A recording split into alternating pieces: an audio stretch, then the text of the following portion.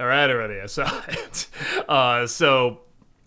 For those who do not know, or if you're watching this years later, this movie called Sinners, I had an early screening to. It looked good, but I think I was getting back from like a couple conventions. I'm like, I'm not gonna have time for this. And honestly, I don't know how well this movie's gonna do. It's not based on any IP. It's a Ryan Coogler movie that doesn't have somebody punching another person. You know what I mean? So I'm just like, I don't know how this is gonna do. And I'll stream it. That was my original thought. I mean, it looks cool, but I don't know if it looks like a big screen movie. And this movie just blows up in the best way. It's a film that is not based on anything, which is so sad. This is news now. Like, a movie that's not based on an existing story or idea or anything did really good. Did you know Hollywood can make these? Like, that's so sad. But critically, it does great. Audiences seem to love it. And just everyone over and over and over has been asking me, have you seen Sinners? Have you seen Sinners? And this is weeks later, and I just have not had a chance to go see it. So finally, like, okay, I'm going to combine it with my job to finally get a chance to go and check it out. And I finally saw it, finally got through the whole thing, and I don't know what the fuss is about. I'm kidding. It's really good. This is a really damn good movie. And what I especially love about a movie like this is that, I mean, there's so many things, but what I really like is every single time I thought it was just doing kind of a common thing that movies like this do. For those who don't know, this is a period piece that takes place in the 30s, and it pretty much just starts out like, the story about these these guys that were, they're from Chicago. They're suspected to be like gangsters and stuff like that. They work for Capone. Rumors are they work for Capone and everything. And they definitely seem to have like a shady past, but they're just going to do this big party one night. They're coming back home. They're just going to do this big party for people that, have just been through the ringer, and they're just going to give them a night to enjoy while also making profit. They do want to make profit at this. And then about halfway through, suddenly it becomes a vampire movie.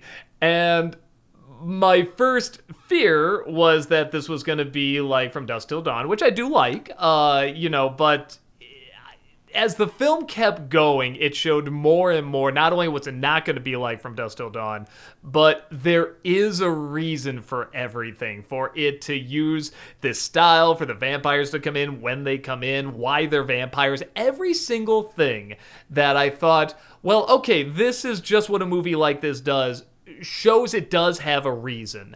And there's very, very few things in it that I can think of where I'm watching and thinking, well, does that work, or does that make sense? Does that whatever? Because later it shows, yes, it does, and actually it's going to work much better than other movies that have done this type of thing. Either a similar formula or a similar trope. And I don't even like using the word cliches because, these really are kind of tropes. There's stuff that works. Even I was amazed. This is one of the first movies in a while that has the 1 week earlier, 1 day earlier thing where they show something crazy happening in the opening of this as sometime earlier. And I feel like everybody is sick of that, and it's just so cheap, and it's such a cliche. That really is a cliche, because most of the time it's a cheap gimmick to get your attention. Like, they do not have confidence, not only in the movie itself, but in your intelligence and your patience to sit through just the beginning of the film and be like, oh, well, if it doesn't grab you right away, you might, go watch something else or whatever, even though you're in a movie theater. But when it comes to streaming, yeah, we don't want to risk that. So we don't trust your intelligence and your patience enough. But what I like is that the way this film opens up, even when I saw the little thing, I think it was like 1 day early, I'm just like, oh, really? Like, everyone said this movie is so good. But the character that walks in the beginning, obviously something major happened to him, as says 1 day earlier. The whole rest of the film, I'm just watching him thinking, man, how is this going to change him? Because I know, this guy is going to go through something, and just the world he's entering, I'm saying, how is this going to alter him? And so much of the film is about that. And it doesn't even make it obvious that it's about that. It's just always kind of in the back of your mind.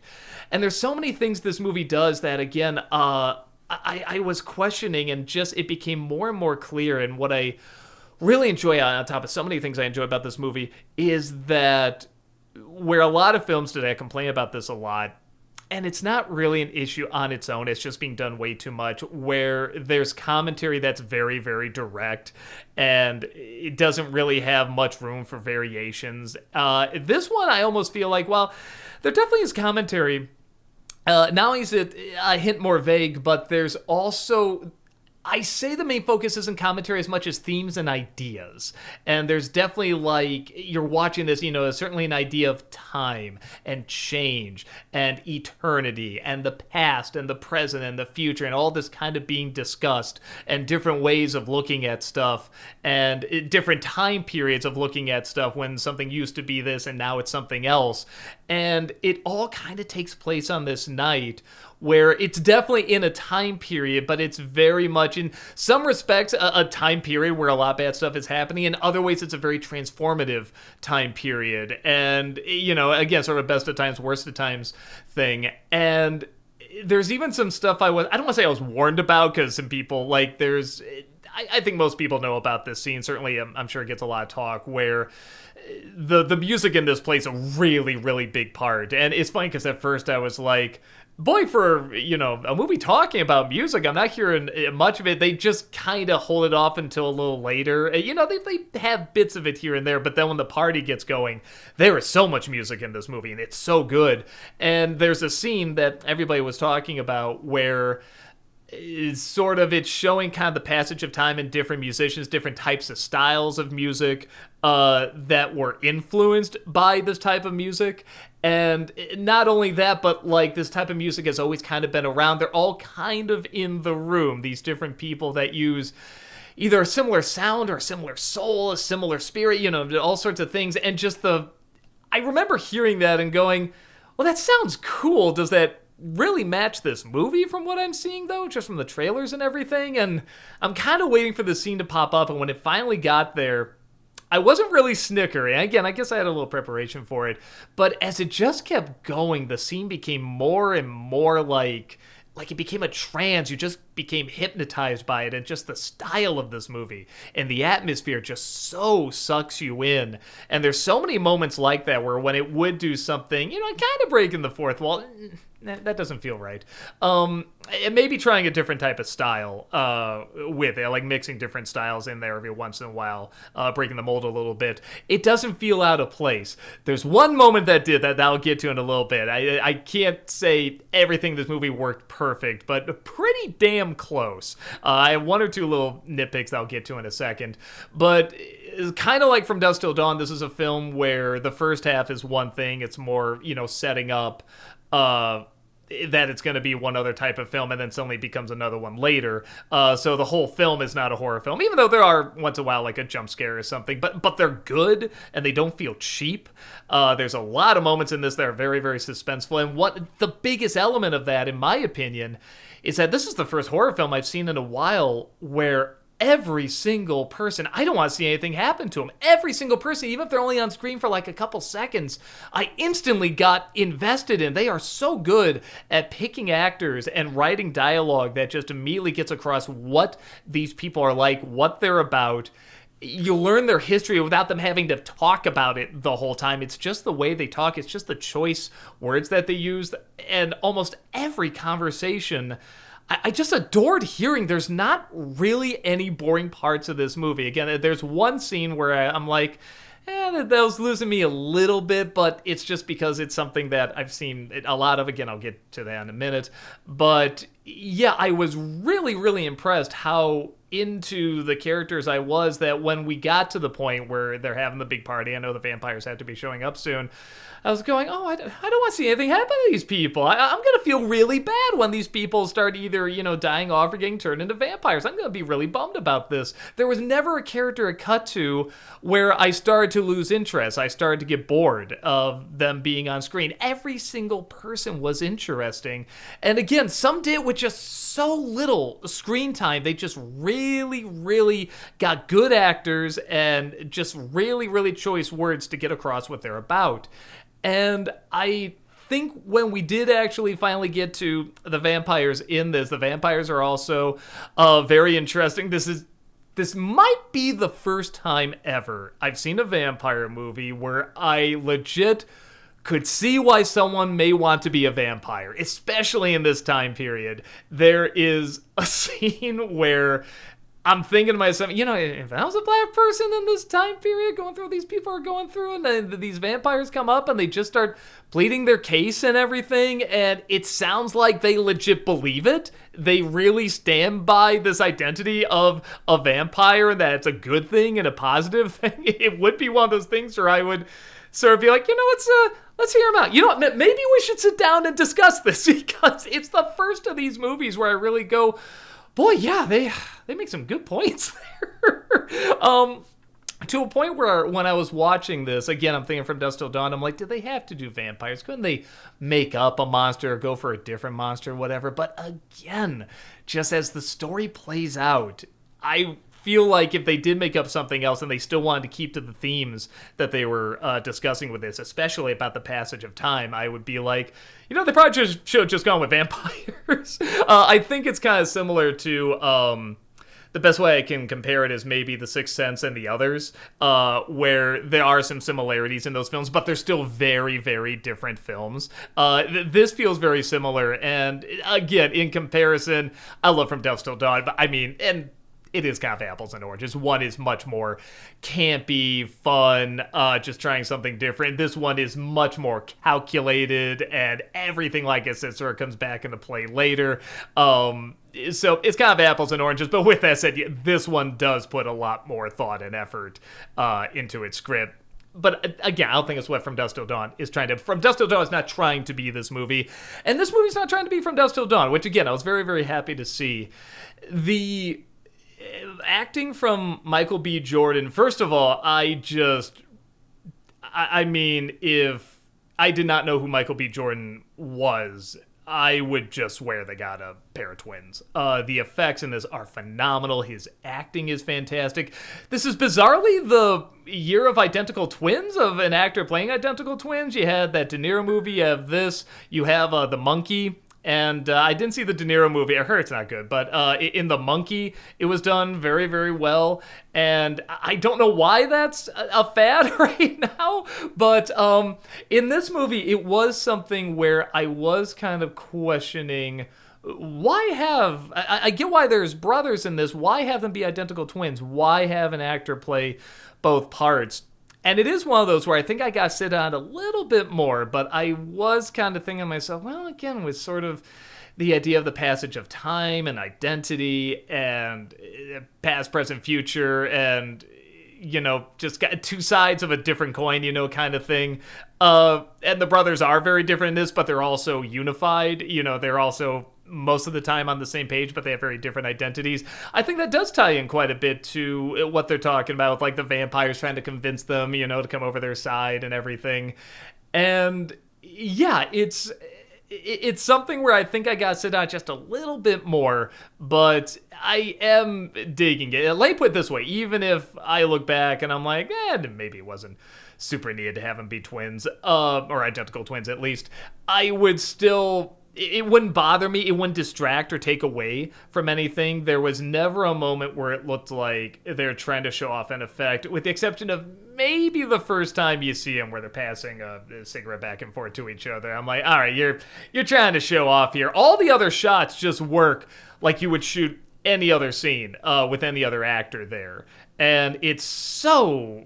just well done, because I feel like movies, I think, are getting better at this. In the old days, it was always so obvious. I mean, not just the split screen, but even when they finally got to a point where they could use CG to, have people walk past each other, even if it's the same actor, it would still be so obvious. Just the way they shoot it would be so obvious. But I really feel like they've gotten better at just shooting something like it's a regular movie and just having, an actor who happens to be playing both parts there and be legit convincing.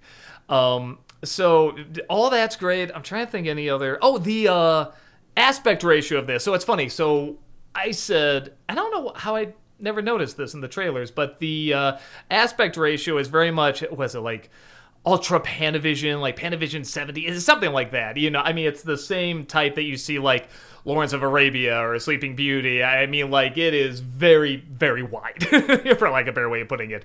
And when people said you want to see it on the big screen, I sat down my usual seats, which is, if you've been to a lot of movie theaters, there's usually some seats that have like a bar that you can kind of put your feet up, and it's like they're always the perfect seats. This is the first time where I was watching this, and my wife came with me, and I was just like, do you want to move closer? And she was like, no. I was like, all right. I'm thinking like, I should have moved closer because the black bars do take up a lot of the screen. This really is something where you want a different type of screen for it, and sadly, this type of screen is not readily available. I don't know where you would find this type of screen. Like Music Box did this years ago when they released The Hateful Eight, and they decided, let's run a couple movies on here. And we did see Lawrence of Arabia on there, which was really cool. If they ever get it back, I'm sure they'll play this movie on there. And when they say it's a big screen movie, for the most part, they're right. I would recommend wherever you normally sit a little closer so you can be a little bit more immersed in it, because as you probably know with a lot of these, yes, you have those black lines at the top and bottom, those black bars, but you see much more pictures. So especially in the scenes where they're outside or, in town or in these fields and stuff like that, you can see much more of the image, and it's shot really, really nice. The part where it gets a little tricky, and this is where I kind of go, maybe if I sat closer it would have made a difference, is when you are in the party, where when people are dancing, having fun, yes, still shot great. When the vampires start attacking, it's shot like any other movie like this. Like, it still looks very nice, but I did not see the point of the aspect ratio. I didn't see them really take advantage of that too much. So a part of me does wonder if I sat closer, maybe I'd be more immersed in the horror, like I'm really there inside. So the regular shots suddenly seem a lot more jarring, or they seem more close because they're, your regular close-ups. But when you're already that close, maybe that would put you in a different mindset. So, if anyone has done that, has sat closer to this, or maybe if you're watching this years later and you're watching it really close, you just move your chair really close to the TV, let me know if that makes a difference. But so there's that. I'm trying to think. So it both is a good big screen movie for the aspect ratio and the fact that you can see so much, but it's also, I mean, it's not like there's always shots of mountains. It's not Lord of the Rings, or anything like that. Because like I said, half of it is just in this place where the party is going on, and they don't do anything that crazy with it. But it still looks nice. It's still a very good looking movie. A lot of it remind me of, it's gonna be weird. I don't know if people know what I'm talking about, but in the early 90s, for some reason, I felt like I was watching a movie in the early 90s. I'm not talking about like the summer blockbusters. I'm talking about the really, really good, well-made films in the 90s where, again, there was an element of, we're not going to explain everything to you. We're just going to have direct writing and really good actors that can get across a lot very quickly. We don't have to explain. We don't have to matrix it where everybody has to talk like, explain a million things about themselves and philosophy and everything. Like, their actions and the choice words they use really go a long way. And even just, I don't know, kind of the lighting and the coloring in this, the color tones and everything just really remind me of like a good early 90s movie. Kind of like something that would be nominated for an Oscar back in the day. So with that said, are there any downsides to it? It's hard to say there's anything really bad about it. There's things I just didn't get into as much. And again, I always thought there was going to be more. Like, did that work? Or did this come together? But it would always reveal that, yes, it does. You just have to wait and see what they're going to do with it. And that includes the end credits, by the way. When the movie ended, I actually really thought, well, that was really good. But what an abrupt ending. Man, that was clumsily done. But the credits keep going and they keep cutting back like something else is going to happen. There is another scene that's very, very good. And it completely makes up for the weird choppy way that they cut to the end credits there. And again, you kind of go, oh, okay.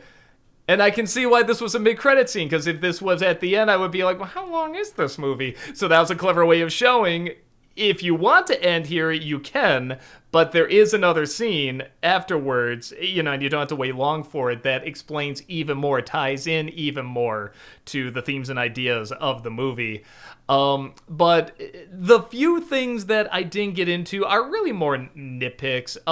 So I was talking about the scene where, the guys playing the guitar and different icons from different musical eras would come in, or just people that use a similar spirit of this music from the past and future would pop up. And that scene I thought was very, very effective. They do something somewhat similar later where the vampires are doing an Irish jig, and I actually really liked the music in that scene, but it felt a little out of place. I don't know. Maybe I gotta sit with it a little bit more, but where a lot of people were kind of talking about whether or not that scene with all the different musicians and everything worked in the film. Some loved it, some said it kind of took them out of it. That scene, it took me out of it. And it is bizarre. It is weird. There's a lot of bizarre, weird stuff in this, and a lot of it works. That's the only one, or even though I love the music, I'm just like, I don't know. This is a little too weird for me, even though it's a very weird movie.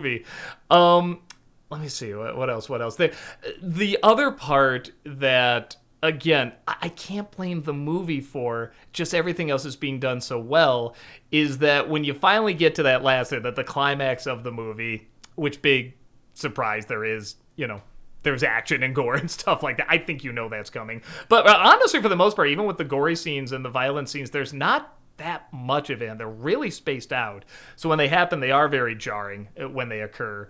But when you get to the last third there, it's very standard, and even what leads to it, what leads to the vampires getting in, I questioned heavily, because I'm like, well, okay, would that character really do that? Maybe, but okay, let's give the benefit of the doubt that character would do that.